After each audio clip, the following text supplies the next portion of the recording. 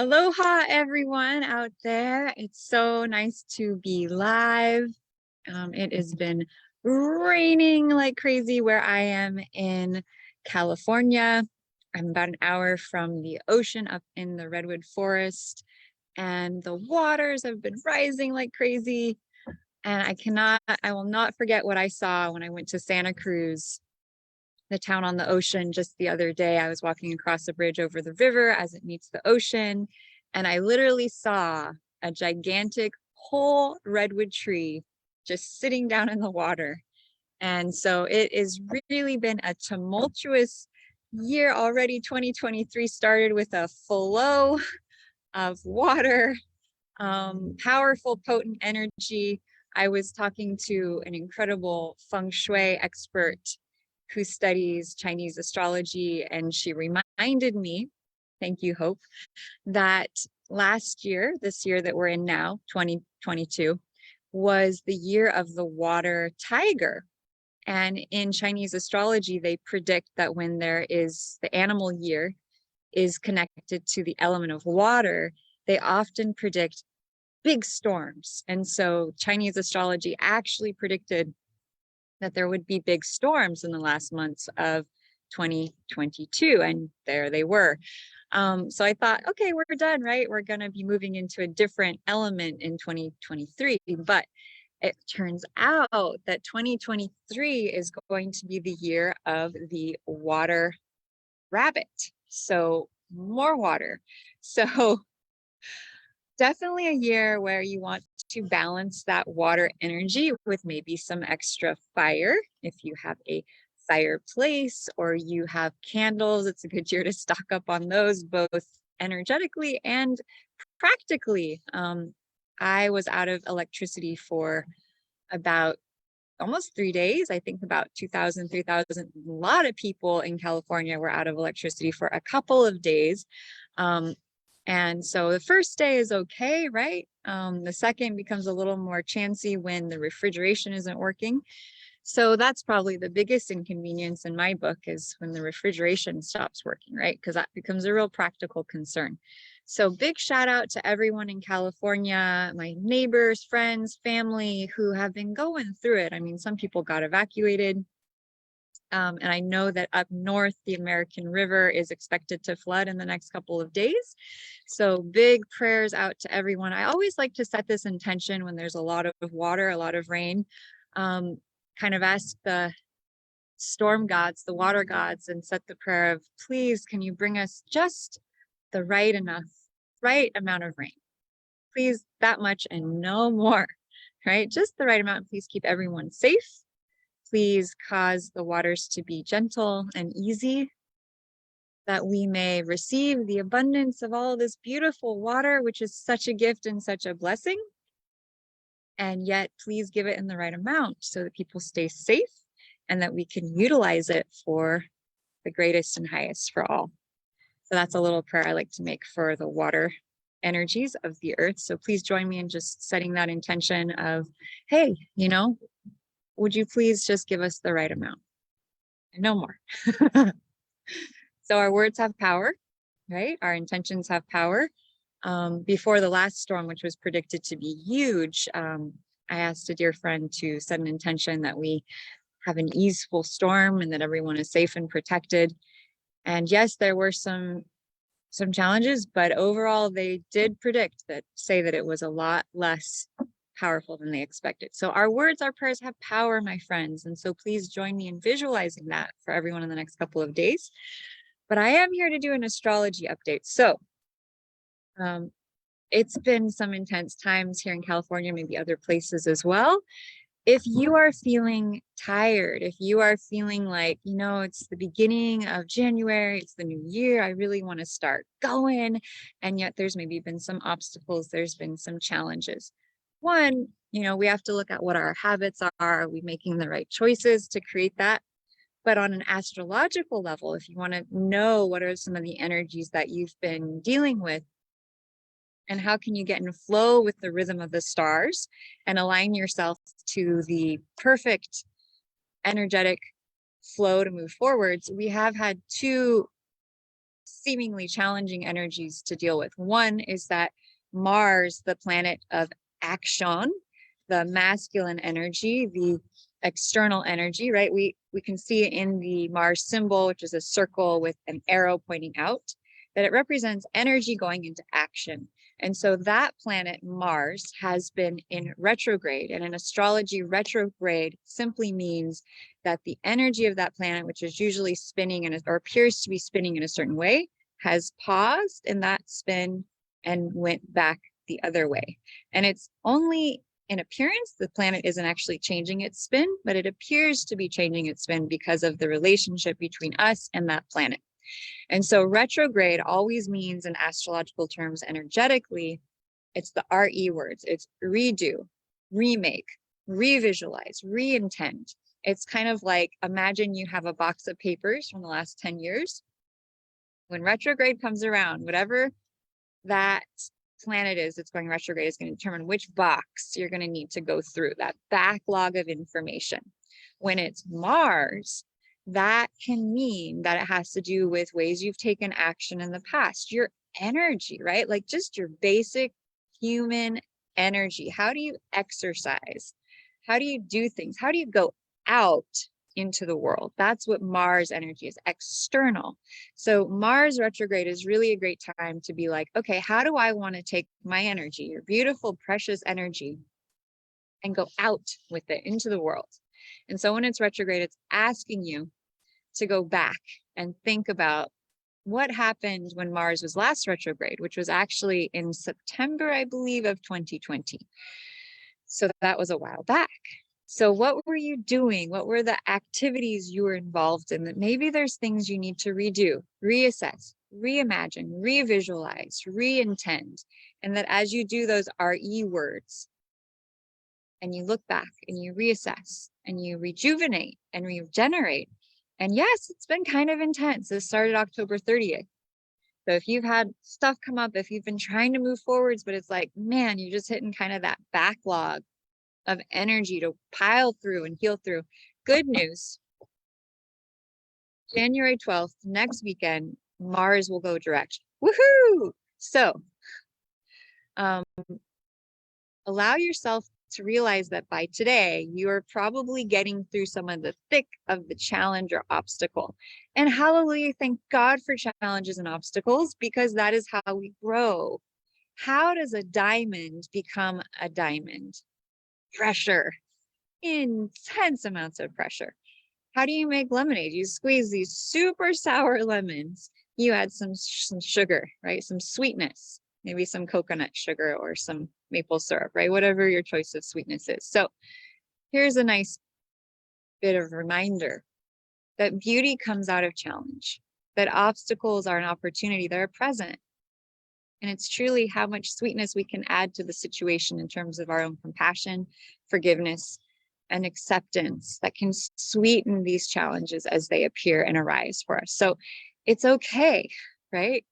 It's not easy, but that's why we have this support network of each other. And I am continually inspired by so many of my acquaintances and friends and family by this continual drive to improve and to grow and to have compassion and love for oneself as you do these Herculean, heroic acts of facing your challenges and overcoming them. And that's really what the Mars retrograde is about. Now, as an astrologer, it's really fun to look at a chart, to look at your birth chart, your natal chart, and see there's something called the ascendant. That's your rising sign. And that marks what constellation, Aries, Taurus, Gemini, Virgo, Cancer, Ophiuchus, was on the eastern horizon at your moment of birth. So whatever sign you have there is going to predict the whole rest of your chart. And by that, I mean, what sign is going to then fall on each of the 12 houses of a chart. And what are the 12 houses of a chart? They are pie slices that represent a stage or arena of your life. For instance, the first house of a chart is all about your identity, yourself, who you are.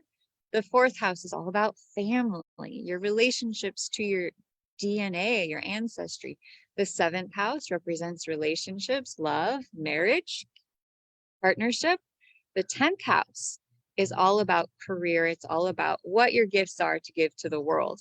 And so depending what time you were born is going to determine what sign is at that ascendant line, that point at the first house, that will determine what sign is on each of your houses. So if you're born with Aries rising, you're always going to have Cancer on the 4th house. You're always going to have Libra on the 7th.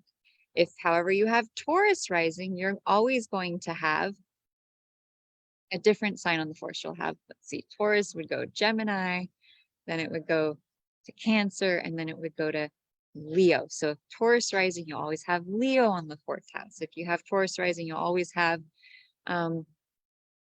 Scorpio on the 7th house, etc. And so by knowing what sign you have on the ascendant and knowing what sign you have on each house, I can tell you, okay, Mars is retrograde in Taurus, y'all. Okay, you have Taurus rising. That means you're going to have Mars in the 1st house. Okay, Mars is going to retrograde, is going to most deeply affect your house of self, your house of identity, the things that represent your appearance, right? So by knowing your chart, gives you so much more information about how each planetary aspect is affecting you personally.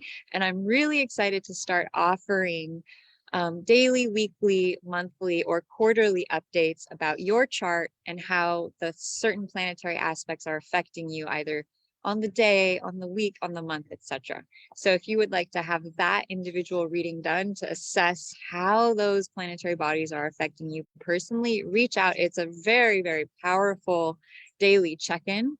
And 100% of the time, I have the experience where if I'm going through something and I look at the chart and I look at my chart and see what planets are affecting which houses, which area of my life, oh my God, it's always accurate. Like there's never a day where it doesn't just totally line up. And I can have many of my clients attest to that same, like, wow, how is it so aligned? How is it so accurate? Well, we can go into that. And if you watch any of my other videos, you'll know why it's so accurate, because it includes the 13th sign. It's accurate to the stars, yada, yada.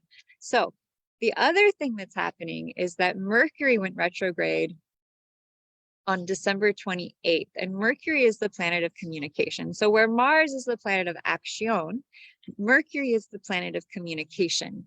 And so, we've all heard Mercury retrograde, right? It affects billing, it affects marketing, it affects the flow of information between us, the thoughts, it affects our thoughts, it affects the mind, it affects information, receiving information and sending information. Is that online? Is that through marketing? Is that through email? Is that through a letter? Things can be misheard, things can delay. So retrograde can often mean delays, it can often mean pauses. And those all came together last week, December, let's see, what was it? It was after the New Year, so it was like January 4th or 5th, right? And simultaneously, the sun conjuncted Mercury, and so Mercury retrograde and the sun together. There was no electricity, no internet, and I was just like, wow, amazing, amazing, amazing, amazing. So instead of sitting there in the dark and feeling hopeless or scared, I just thought, wow, I am witnessing astrology again, 13 sign true to the stars astrology, be so accurate to the life experience that I'm having that I became even more inspired and even more excited to share the system with you, so that when you have moments of challenge, you could possibly have a chart and look at it and go, oh, this is a planetary alignment and this totally matches what's happening. And I'm supposed to learn something. I wonder what it is. And so for me, it was realizing and remembering, like, even if I have no form of communication, I'm always connected. The sun, right, is the soul. And so sun conjunct Mercury retrograde was like the reminder of, even if we can't externally communicate, right? Even if all forms of communication are shut down, our ability to connect to our soul and communicate is 100%. Okay, we're always connected. And I really felt that over the 2 days where I had really no form of internet or electricity. I tuned into my heart. I got really connected to myself, and I felt divine trust. and I felt gratitude. And I thought, I'm so excited to again be able to communicate with you all. And so it's making today even more exciting to just be able to be here, to just be able to talk.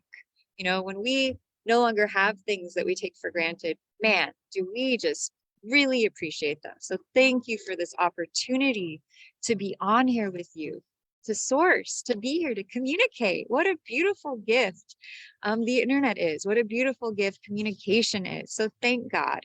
And January 18th, Mercury is going to go direct. So in the next 2 weeks, both Mars and Mercury, which have kind of been, I think, affecting our energy level, sort of like a heaviness or like, just trying to get through it, are going to lift. Okay. They're going to lift. And that is going to mean a different vibration. So if you have been working on creating something and it's just been like kind of like walking through the mud, right? It should get easier. The flow should increase. And hallelujah, we've had so much water. There's going to be so much fertility this year of the plants.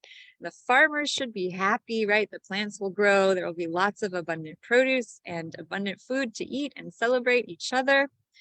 We're coming out of a drought finally, thank God. So there's all of these things to be grateful for and excited about. With that said, let's look at the chart for today and just see what kind of juicy information we can find that the True to the Stars 13 sign astrology system has. And again, you know, Western astrology, I've said this so many times now, is based on a lie. It's actually based on where the stars were 2,000 years ago, is no longer accurate to what is up in the sky. So Western astrology is not even based on the stars at all. It's based on where the stars were 2,000 years ago. And the system I'm sharing with you today is accurate to the sky, accurate to the stars, accurate to what an astronomer, if they had a telescope or Star Walk 2, an app, would show you on the screen. And it's amazing what I found using this system. My 85% accuracy rating with my readings went up to 100%. Satisfied customers who are like, yeah, you know, that you affirm the information I already knew. So what do we have going on today? Okay, so we just moved through. So in True to the Stars, 13 signs, Sidereal astrology, the sun sign today is Sagittarius. And Sagittarius is beautiful energy. It's a fire sign. It's all about reaching for the stars, reaching for the heavens, growing, learning, expanding. It's ruled by Jupiter, which is the planet of abundance and the planet of blessings and fortune. And, you know, I always think of the three magi, right, who come bearing gifts. That's a very Jupiter energy. They're educated, they're philosophers, they're travelers, they're chasing the star. It's a very Sagittarius energy. And so many of you who love astrology are probably going to have strong Sagittarius energy in your chart, simply because you love learning, you love growing, you love learning new knowledge. So the sun in Sagittarius is beautiful energy. It did just move over Mercury, which is retrograde, and Mercury is retrograde in Sagittarius. So all types of communication involving travel, foreign lands, philosophy, wisdom, ideology, knowledge, those things could have been a little more challenging with the retrograde.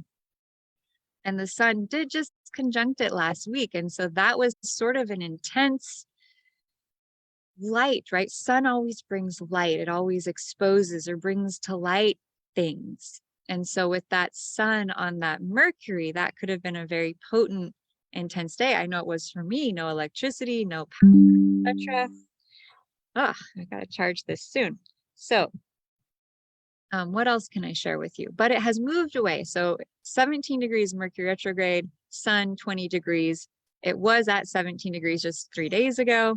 Now it's moving away from Mercury, which is good because that Mercury retrograde just needs to finish its last week or two, finish up any, you know, final projects you have, get any rejuvenation or rest in that you need to get, finish old communications you need to send off.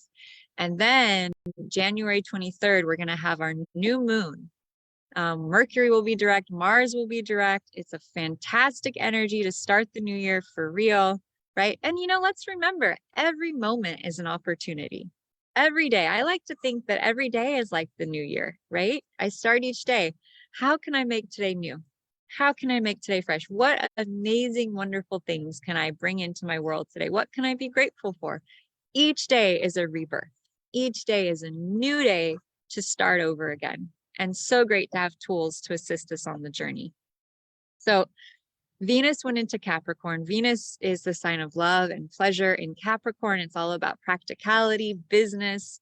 You know, there could be a desire from many people to focus on their business, to get practical, to get grounded, to get responsible and disciplined with their work. And so that's kind of like a way that we're expressing what we love right now.